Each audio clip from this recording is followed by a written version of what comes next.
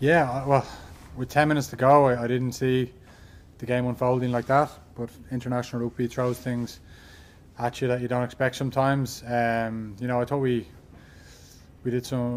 dominated large parts of the game, but I suppose when they had their small purple patches, they scored. I think when we're 14 points up and we concede that try, it just changes the game again, and we just need to be better there. We had a kick-off receive we didn't deal well with. We had a line out that we didn't deal well with, and then we missed a tackle that we should have done better. So, as good as team as Scotland are, we have to look at ourselves first and foremost, and I need to improve, because if you have a 14-point lead in international rugby, you need to, the next moment is the most important one, and you can finish the game, not finish the game, but you can, you know, put a statement down by top teams. I think, and they take the kick off, they clear their lines, and then they put pressure on again. That we're just short of that at the moment.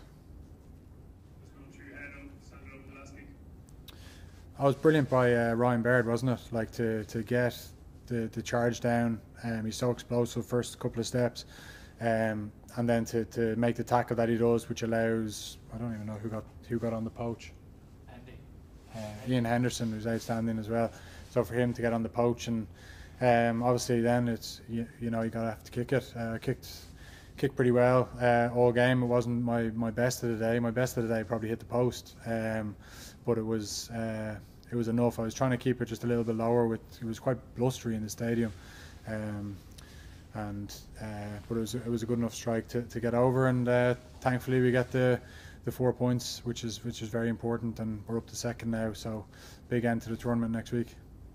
Anyway, we're delighted with the win. It's a very tough place to come, where we feel they're top team Scotland, and they've shown that with some of the results over the last while and performances, and we'll take a win here any day of the week. I've just spoken to Paul O'Connell, just looking at some of his line-out stats. You disrupted 6 of 8 line-out shows by Scotland, which really helped you to gain dominance in the game.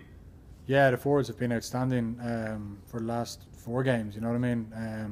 And they did a great job tonight. I think what we did with that ball at times wasn't good enough. Some of the turnover ball, you want to make that your best source of possession, and we turned the ball over straight away at times, which is frustrating, because it's something that we've been working on really hard. So we'll look at that. We'll look at the video, and like I said, there's plenty to get better at. Has he made a noticeable difference from your point of view, from Paul's impact on the forwards so far? Yeah, it's pretty clear, isn't it? Like the impact that he's had. Obviously, we played against Wales with 7 forwards, but the lads were still outstanding, and it's not just his work around the line out. It's his presence around all parts of the game, and the ruck, and the line running that the forwards do, that Faz and Paulie work really hard with the forwards. You saw some of that today, where they were tipping the ball on, punching really well into holes, and it's just what we do after that is what we need to just get better at.